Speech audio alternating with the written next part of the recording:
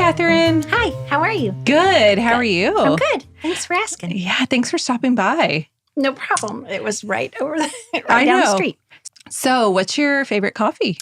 I do not enjoy coffee Me neither. at all in any way, and I own more coffee mugs. I bet you as a teacher. I have so many coffee mugs I've given away, but yeah, I'm not. I use them a few as pencil holders, and the rest are off passed to friends or family because I don't like coffee at all. Do you like tea or anything like that? No. Oh, see, I'm I not actually a like tea just like person. tea, but Okay. Are you from Texas? yeah, Okay, because that's usually, if it's not coffee, you're in Texas, So, you yeah. must like tea. No, I do. none. Diet Yeah. Coke. Okay. It's terrible. Well, It's it's terrible. something, but Yeah.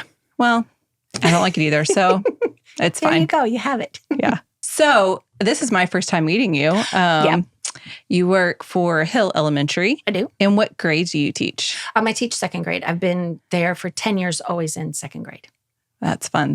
I like second grade. It's It's like the a best sweet year. age. You don't have STAR testing yet, which I We love. have plenty of testing. Yeah. For me, the sweet spot is they know how to tie their shoes. Okay. They know how to go to the bathroom. All that's independent, but they still want to hug you and they still want to make sure that you're proud of them. And so, yeah, it's a really good sweet spot. Oh, did you teach anything before that? Yes, I've taught pre-K through fifth in Okay. different schools, but at Hill, I've been just in second grade. Oh, that's fun. So the way I know you is through Casey.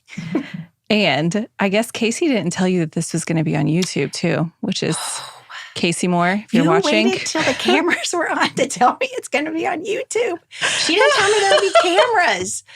Oh, she is in so much trouble. No, she did not. I just figured we were going to come and chit-chat chat about teaching. Yeah. Thanks, Casey. How long have you taught with Casey? At Hill for 10 years, but she took that break. actually, this is year 11, but she took a couple years off in there when she had her son. So she wasn't technically there, but she would come and visit and do stuff with us. So second grade is your favorite grade, probably, you would say, I think. So I'm near the end of my teaching career. And it's for me, it's a really good sweet spot for that. Anything younger, I've been physically exhausted at the end of the day. Anything older, I've been mentally exhausted. Interesting. By Okay. the end of the day. So it's a really good sweet spot for me right now. Okay. I could see that. I had a little boy that just finished second. So it's a sweet little age. It's a really good age. Yeah. And I have one going into first and one going into fifth. Nice. So that's they'll all a good spread. Yeah. Everybody's still in elementary. They're all 1 year. They'll be all together. I love that. It'll be really sweet. So, so what kind of things could parents help prepare their kids for school this year since it's about to be starting up? Yeah. So I was thinking about that question, and there's not really from a teacher standpoint, a checklist of things. I would say just general, not yes, no questions, right? Try to dig into more of what actually happened so you can maybe support it at home. So maybe not, how was your day? Fine. And that's the end of it, right? But more, what friend did you sit next to during math? Or what did you really like best about your day? Just to kind of get a little bit more meat of their day going. And then other than that, I would say, your kids a lot better than we do, especially at the beginning of the year. Yeah. And so what are their interests? Really listening to what they're saying and maybe just trying to dig into it with a few questions. And then, a few weeks ago, you were talking about your science activity and it was with rocks. And so, gosh, did you know there was a planetarium here? And trying to, explore their interest to keep them interested in asking questions and curious about whatever you're kind of either knowing or learning about your kid that year. That's I really think it's good. always a good idea. Not asking just the yes or no questions. Because I feel like I fall into that sometimes too. How was your day? Good.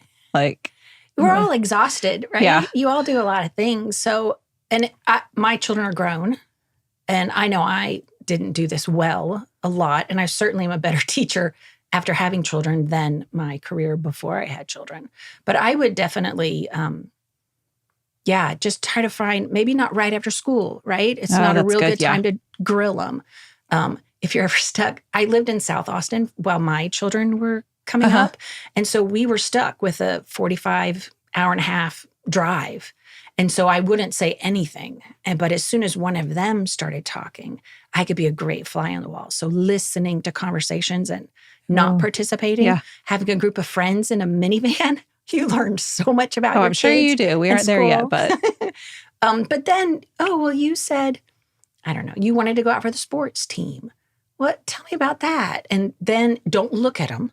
But I think any age when you're kind of stuck in a car, hearing more about their day, they're much easier to get information out of.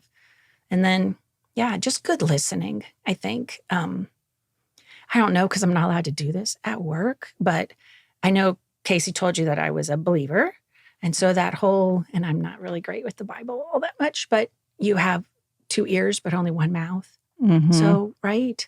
Listen more and not, well, I need to teach you this lesson with it, or I need to make sure you know all this stuff that might be coming. Just being there to listen, at least in a classroom, is huge. Yeah. And I think if I would have done that more as a mom, it would have been beneficial to my own kids as well. Yeah. I feel like that's so wise. I feel like that's just like in anything in life though, too. Just take time to listen, slow down enough to be able to listen. Yeah. Absolutely. Because most of the time, maybe not most of the time, but plenty of the time, they don't need a fix. Mm-hmm. And it's sometimes, especially in second grade with littles, it's not always beneficial to give them a fix. It's so, well, what do you think about that? Well, what have you tried? Do you want to go try it, see what happens? So that awareness, I can do this, I can figure it out, I can have some confidence, even if I don't know what I'm doing, praising and doing it for them because it's easier for us in the moment. Yeah. Is not usually a great plan for these kids to help them become more self-sufficient adults. Yeah. So I would definitely, if you can, it's hard in a classroom with 20 some odd of them, but as much as I can, well, you tell me. I am not the giver of all knowledge. Like, what do you think? Where could we go to find out? What's a tool we could use to figure this out? And then go try it. How'd that work out for you? Yeah.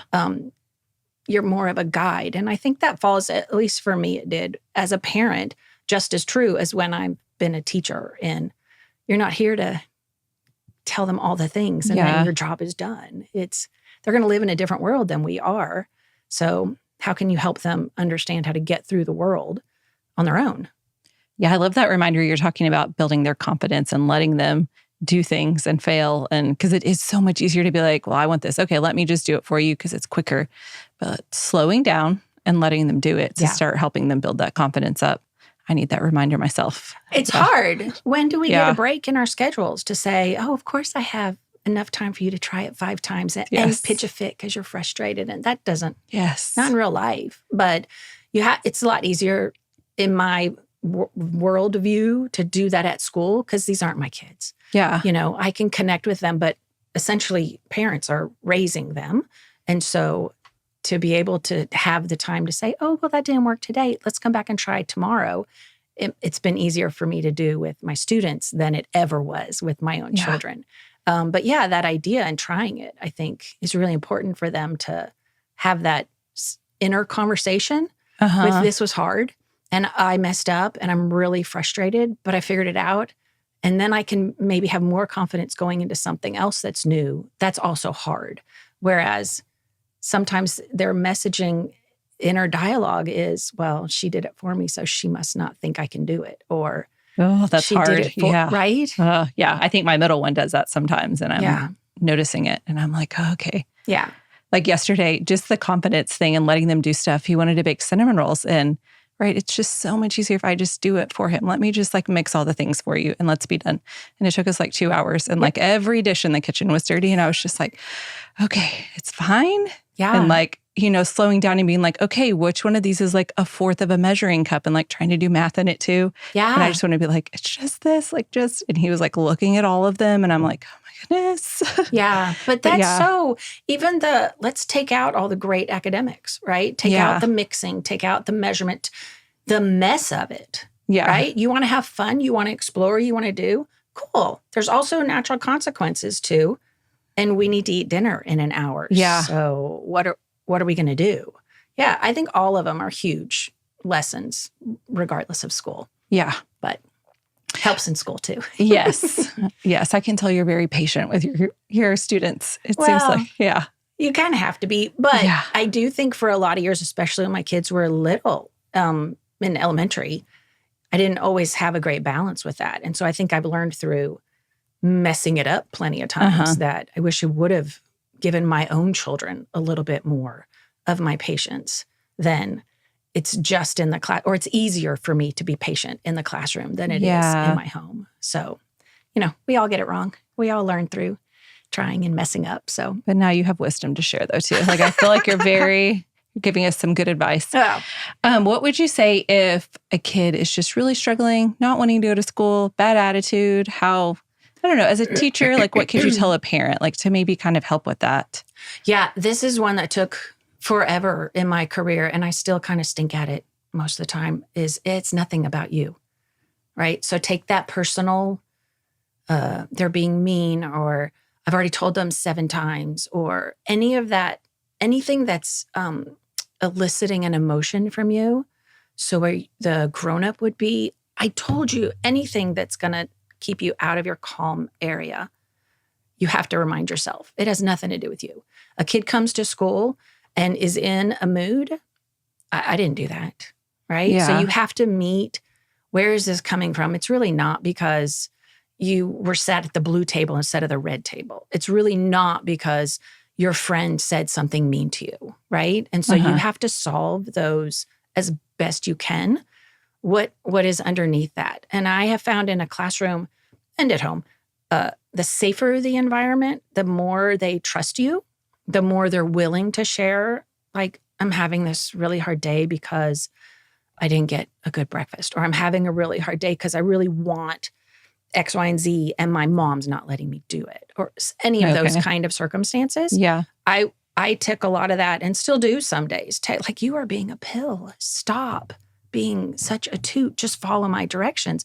But see, then I'm not the problem, so I'm not helping solve the problem. If I try to put my own emotion into it, I just have to, would you like a minute?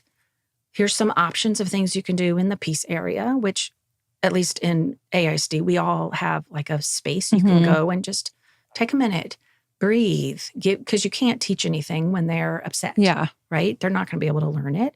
So helping kids regulate their own feelings as well as they're able to developmentally is a best way to then get teaching in.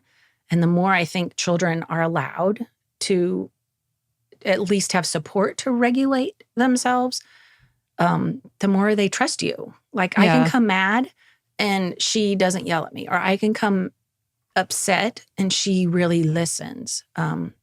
So yeah, I think anything that comes with some sort of upsettedness, wherever that lies for the kid, is just to remind yourself, even though you might be feeling the big feelings too, is just to stay calm, and it has nothing to do with you most of the time. Yeah, that's huge. Even to get them to enjoy school a little bit more, to like be safe, feel safe in the classroom, feel seen in the classroom. Yeah. Because I can't really control, 90% of what goes on in their lives, right? Yeah. I can't change their living circumstances. I can't change their opinions about things or how they feel when they don't get something they want. But I can, here's our little bubble, and inside here, you're going to be seen and you're going to be heard. And when you feel safe enough to then either share or regulate your own emotions to be able to move on, that's going to make for better learning for everybody. Yeah. Including that little kid. So that's really good. So we start school, on Wednesday, but y'all start like a whole week later. What are you most excited about school this year? This has been a weird feeling for me because I love the beginning. Who doesn't love, starting new and fresh? And the school supplies and and you build, like, if you've taught for even a little while, you build a little family, right? End of the year is really stinky because you have put so much in and you are a group, and then they leave. And you still get to see them, but it's not, it's not the same. But that idea of building new relationships and hearing new curiosities, a year hasn't gone by that I haven't learned something from the group of kids that's been put in front of me. So that's very exciting for me. It usually dwindles about day 8 or 9. Like, my room was so clean until you kids showed up. But I do definitely think as I've gotten closer to retirement, near the end of my career, as opposed to the beginning, I think I take it much more seriously because I don't get to do this forever. Yeah. Right. So I think I'm much more present, and maybe it's because I'm getting old, but I think because I've done it for a few years, I know how precious this time is. And so, yeah, I haven't taken it for granted the last few years, and it's made for much better years and definitely much better beginnings to years. Yeah. And teachers just have such a big impact too in a kid's life. So much. When my kid was in kindergarten, he's in 5th grade now. His kindergarten teacher, I remember her, and he still talks about it. Yeah. He was like, my kindergarten teacher said I would be a great engineer or an architect. And he's still in 5th grade. Is like, that's what I'm going to be when I grow up. Because remember, Miss, I don't even remember her name, was like, I was building with blocks one day and she said I was so good at it. And it has stuck with him every single year. And he still talks about his kindergarten teacher. So I'm like, it's just, teachers make such a big impact. Yeah. And I bet your son remembers the kindergarten teacher's name. Oh, 100% he does, yeah. And I think even when you don't, like sometimes as the kids grow up, I'm only a 2nd grade teacher. So sometimes older kids will come back and say, it was really nice when you said whatever. So sometimes you get to know it. But other times it's like decades and you get a note. Oh, and that's so I'm not going to sweet. cry. There are cameras on. I am not going to cry. But you get a note and you're like, I never would have thought that whatever I said or did in a moment that was nothing to me. You see a kid building with blocks. That is a great design. You say positive things. You don't know that it's going to make an impact later in their lives. Yeah. But you hear something a decade or 2 or 3 later and you're like, oof, that was a lovely ripple effect that I never realized. And how cool that is. That's powerful. Yeah. I was like, I'm sure that's what keeps you teaching too when you get notes like that in the mail. Those are crazy cry moments. Yeah. But, yeah. And it's helped make every beginning of the year amazing because even if you don't hear about it, even if it's that same kid that's never absent and he drives you crazy, you're making an impact on that child's life, whether they realize it in the moment, or maybe they never realize it, you are. And so, that's been a pretty cool thing about being a teacher. That's really sweet. Yeah. Well, thank you so much for stopping by. Yeah, of course. It was great being here. Thanks. Thanks. Bye.